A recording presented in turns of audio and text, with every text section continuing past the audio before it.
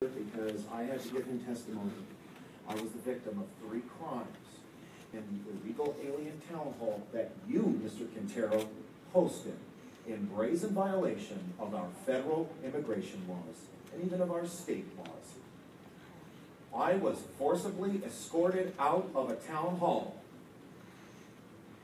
by 3 police, and then the chief of police lied. Oh, he's not there anymore. Why is the chief of police not in this room? He should at least have the courage to face me. I called him the Monday morning, and he said that I wasn't pushed, that he wasn't there. And then for me to call in the afternoon, I gave him the picture, I showed him the video, he had the video, and I called him a liar right to his face. He can't be here to speak to my face. You invited this lawlessness. I was a victim, and you allowed the police to treat me like a criminal. Shame on you. You and Congresswoman Napolitano are treasonous, corrupt criminals. And it is an honor to look you in the eye.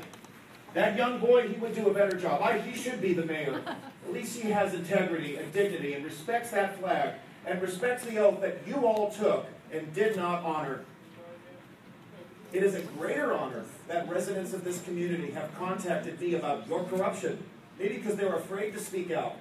And you weren't used to me speaking out, calling you on your corruption. Yo dije muchas veces, vergüenza! I said to you, shame on you. And I don't apologize. Speaking the truth is not a disruption. A town hall allows citizens to speak out. And it's a great honor. I know that I stopped your little political enterprise, because Ms. Napolitano was going to make you the next congressman. But when she sees that you can't handle a town hall because you and she were promoting lawlessness, you lost that opportunity. And a lot of people in this city celebrate that. You're a tyrant, sir. You have no right to silence American citizens who you treated like criminals and then allowed the illegal aliens to be taught how to break our laws. You have been exposed. You've got the LA Times right here, and they busted your attempt to undermine our immigration laws. Yeah.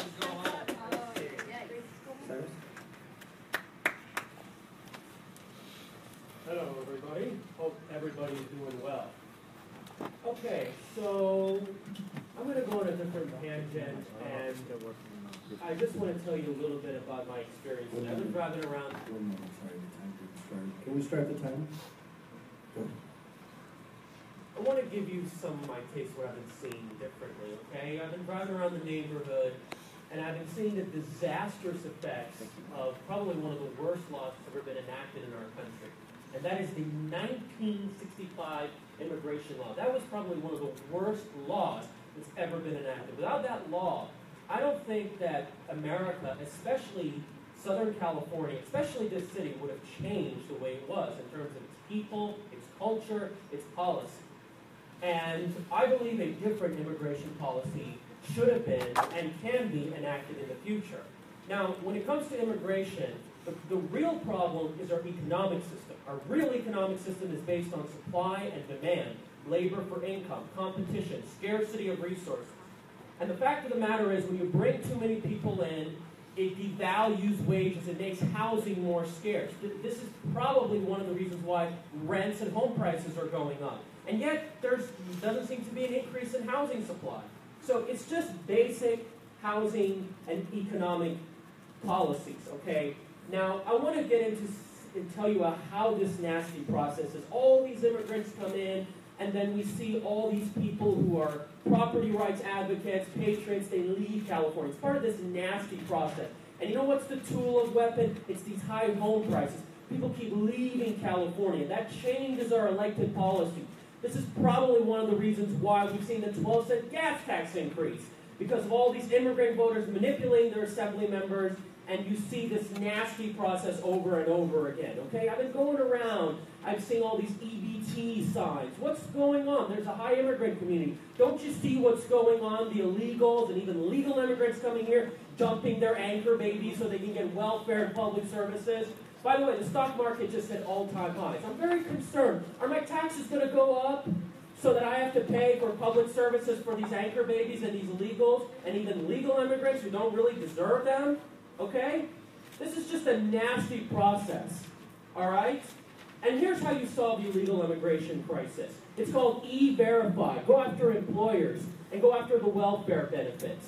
And we also have to make sure that even legal immigration is done carefully. We bring in 1 million a year, our bodies is full. We have to bring it down to 300,000 a year. My parents came here legally. Illegal immigration is an insult to what my parents did. All right? Amen. Get with the program. All right? And speaking of race, you know, you always want to tell you a race. Illegal can be any race. But let me tell you something. Why is diversity and massive immigration only happening in white countries? I'm not from European descent, but I think it's disgusting how Europe is also being forced with diversity and mass immigration. At least work with a compromise, for heaven's sakes. London, whites are going to be a minority pretty soon. That? One Two. that. Alright, Giant West.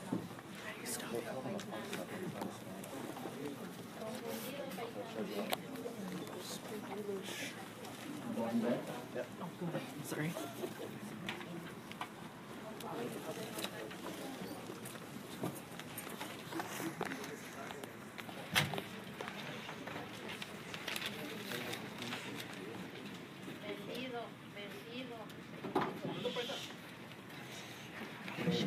Good evening, Mayor, Councilors, and the American citizens. I'd like to talk about RICO, what it is.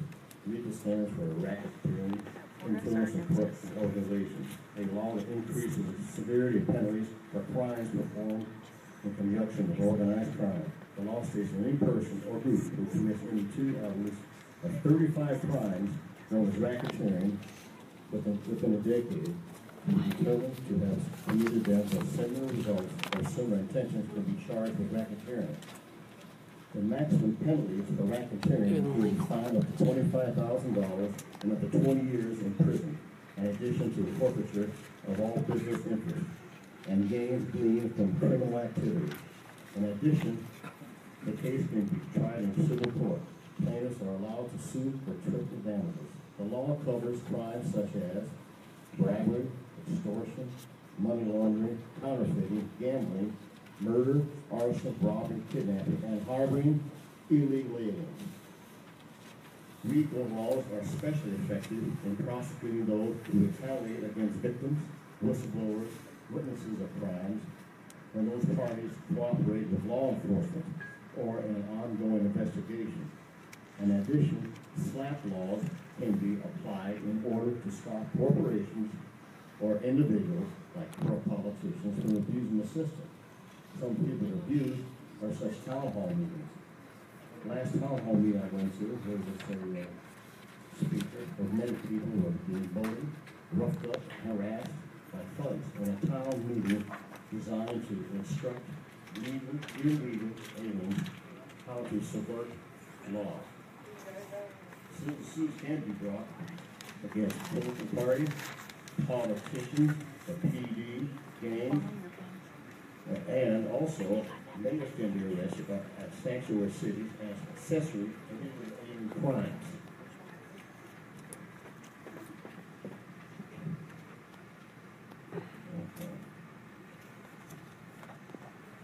INA has a definition of racketeering activity, also known as predicate offense, financial gain, and can be held with criminally, and civilly for financial gain. It makes it unlawful to encourage illegal immigration or employ illegal aliens, which are included as a predicate offense under RICO.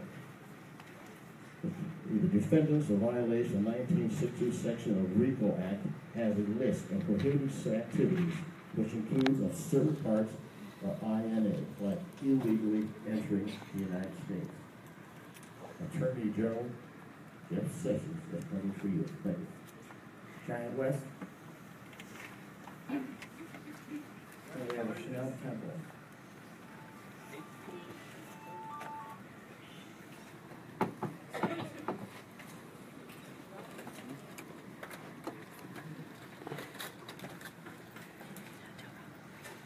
Thank God for President Trump.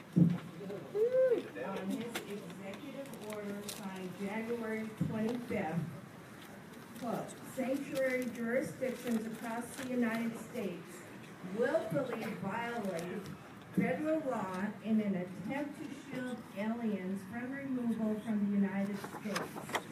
These jurisdictions have caused immeasurable harm to the American people and to the very fabric of our republic.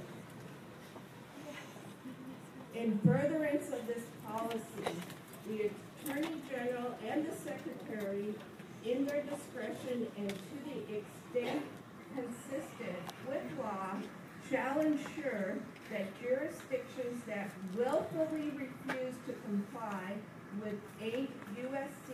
1373, that's sanctuary jurisdictions, are not eligible to receive federal grants.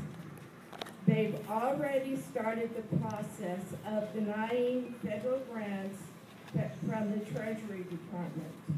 That has been established through Congress, and it will be implemented in June. There will be other federal grants that they do the same process with. Why did El Monte decide to become a sanctuary city and put in jeopardy all of this federal grant money? Sanctuary city policy does not pass the smell test. It supports policies that do not prosecute criminal illegal immigrants in custody because of the possibility that it will somehow lead to capturing in the future a different criminal illegal immigrant. So the idea is you're supposed to release someone you have in custody that is a criminal illegal immigrant because possibly in the future you might catch somebody else. That just does not pass the smell test. ICE has revealed that 124 illegal immigrant criminals released from jail by the Obama administration since 2010 have been subsequently charged with murder. And this number doesn't even include those released by sanctuary cities, such as yourself, and those ICE declined to take into custody. What are you people going to tell the families when they have a loved one killed by an illegal alien that was released? Time's up. Time's up. Chanel Temple.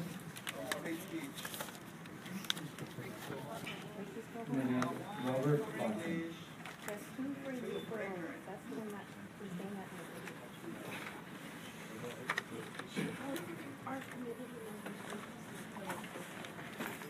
I have a dream, Martin Luther King.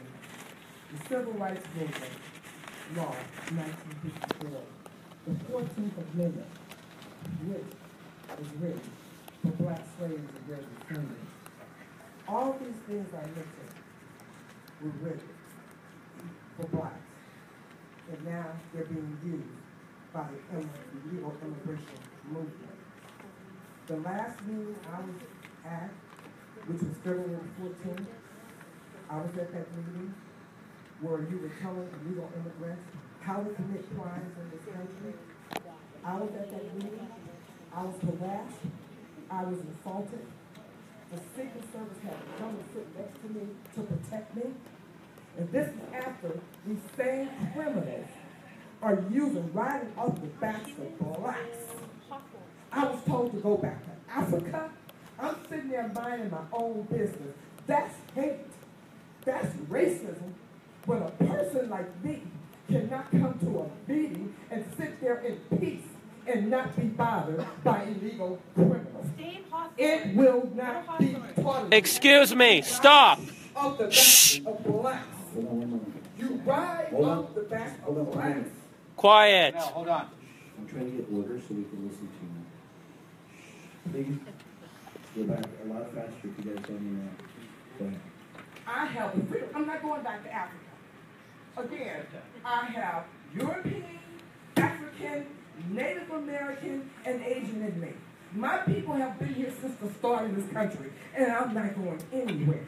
And I have the right to freedom of speech under the Constitution, which they are hiding up under.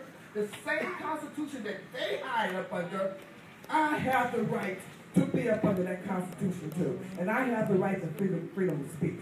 I can go to any part of these United States. If I want to go to Alaska, I'm going to go. And I'm not going to be discriminated against. Okay?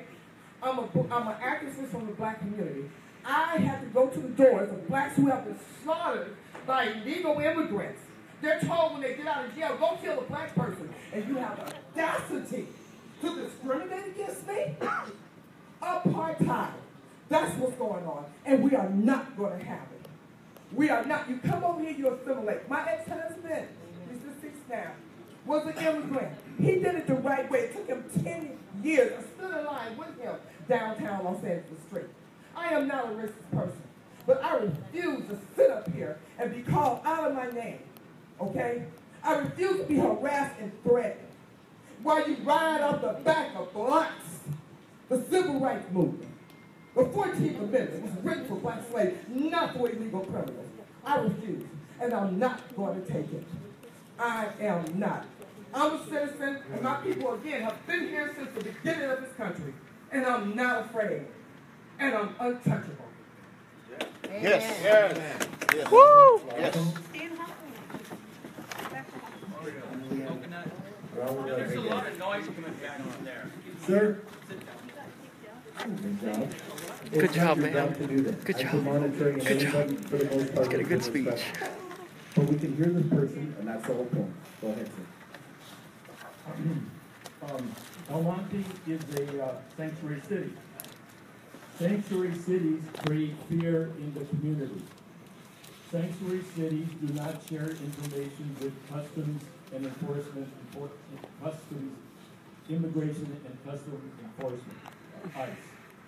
When a criminal illegal alien is released from prison, there is no ICE agent there to start the deportation process. Therefore, the ICE agents have no other choice but to search for the criminal illegal alien in their home or workplace, and that brings fear into the community.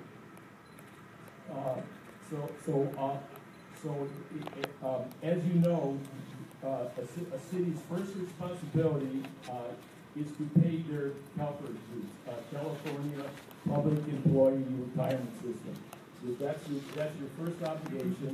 Second obligation is to pay the interest on your loans and bonds, and then so what are you going to cut from the Monte budget to compensate for all the funds that you will be losing for not cooperating with immigration and customs enforcement? I think you ought to explain that to the people at your next budget hearing. Okay, and then open borders is an attack on the sovereign nation state. A sovereign nation would never allow open borders. A sovereign nation would enforce their immigration laws. And a sovereign nation would not allow the United Nations to vet the immigrants. Those that are seeking sanctuary. What the United Nations does, it vets them, and then the immigrant from Syria or wherever shows up at our borders with paperwork and an identification.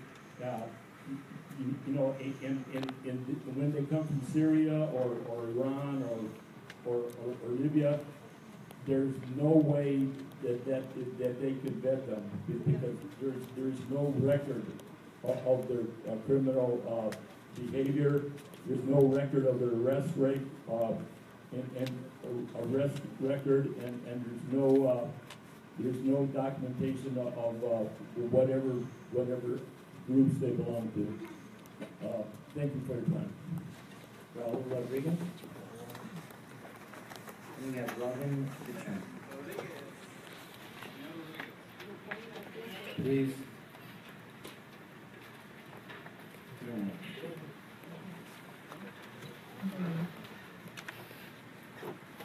Okay, Mr. Quintero, I'd like to start by making a remark about you. You're not doing a very good job. You got a bunch of thugs behind us making remarks, and you're not saying a damn thing about it. Do your job. Stop them from making those damn remarks about us. They're a bunch of racists, and so are you.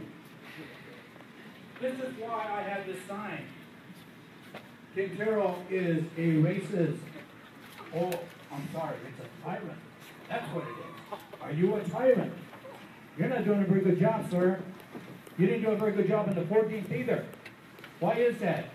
You discriminate against our group and say nothing about the other people that were there that night, that were making remarks about us and being disruptive.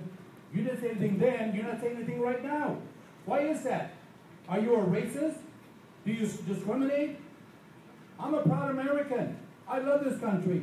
This is why I'm here, to let you know that you better do your job. Because the people, we the people, have the power of the vote. And you know, they can vote you in, and they can vote you out. So start doing your job. I love making these signs. You are in violation of Amendment 14, Section 3. Do you know the Constitution? You are promoting illegal immigration with having them stay in the city illegally. They are lawbreakers. What about no benefits for illegals? Illegal aliens, because that's what they are. And they're not from Mars. They're from across the border. So, what I'm saying here, sir, get your act together, because we do have the First Amendment and the right to speak our mind, whether you like it or not, or whether they don't like it. That's the way it is. We love this country, and we're going to continue speaking out, whether you like it or not. That's called freedom of speech. And I'm sure you know what the Constitution says about that, right? Got it right here in my pocket.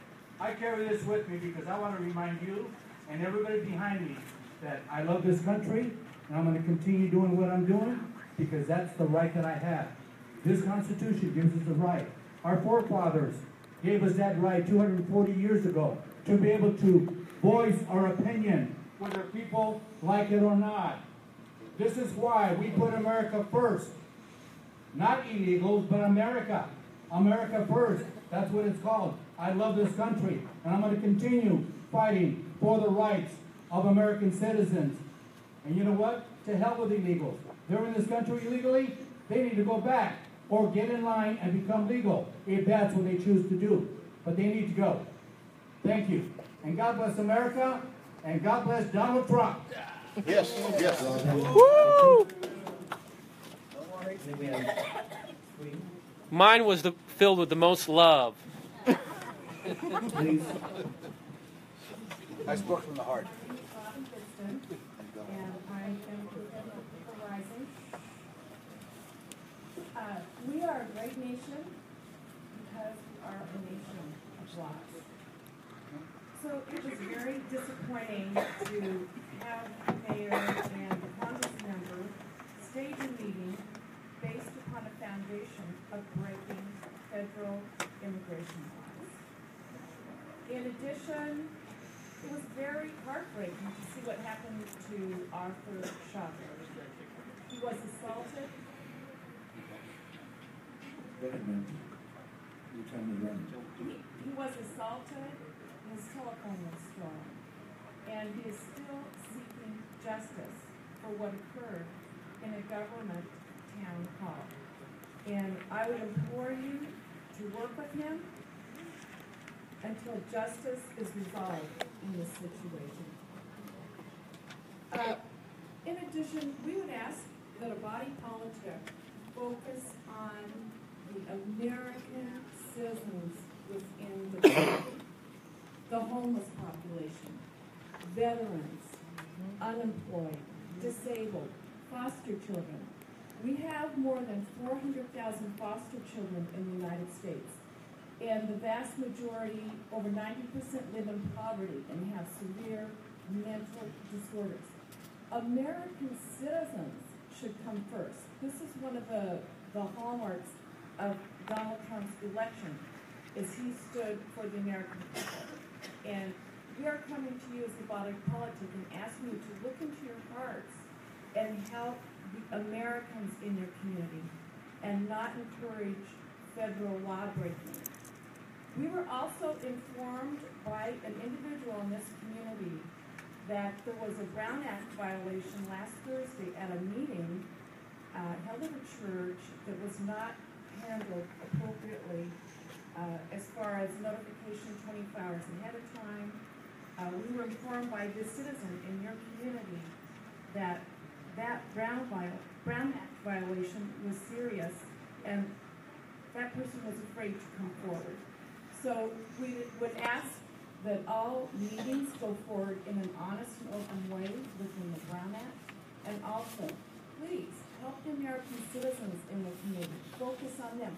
Hold a town hall to help the veterans in this community, to help the homeless in this community, and take care of Americans first and foremost. Thank you. Rue? We have Gabriel and Mary.